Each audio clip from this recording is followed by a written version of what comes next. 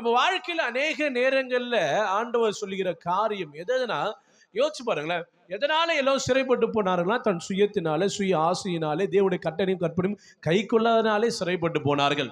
ஆமென்.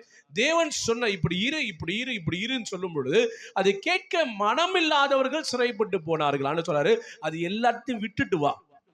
உன் மனசு இருந்ததுன்னா, உன் சிறையிருப்பு மாறணும்னா, உன் துக்கங்கள் மாறணும்னா, உன் அடிமைத்தனம் மாறணும்னா, நான் சொன்னதை கீழ்ப்படியாதபடிக்கு இருந்து நீ சிறைப்பட்டு போன, அதை விட்டுட்டு என்கிட்ட வா. நான் இன்னைக்கு எல்லாவற்றையும் மாற்றி, உன் சிறையிருப்பை மாற்றி, உன் துக்கமான காரியம் எல்லா அடிமைத்தனத்தையும் மாற்றி, என்ன பண்றேன்? ரெட்டிப்பான நன்மையை தருகிறேன், இன்னைக்கே தர, நம்பனா வந்து பாருன்றார். அல்லேலூயா. எப்படி வரணும்? எல்லாத்தையும் விட்டுட்டு வரணும். அல்லேலூயா.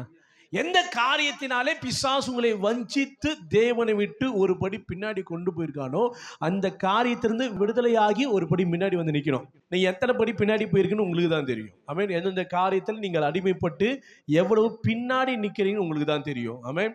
அப்ப ஆண்டவர் சொல்றார், அந்த காரியத்தில் இருந்து உன் வாழ்க்கை மாறணும், எதிர்காலம் மாறணும், சூழ்நிலை மாறணும் அப்படின்னா மாத்துவாரு செய்ய ஒரு வல்லமை உள்ள தேவன் என்று நீ நம்பினா எல்லாத்தையும் விட்டுட்டு வா. எதிர்பார்த்ததை காட்டிலும் அதிகமாய் செய்கிற தேவன்.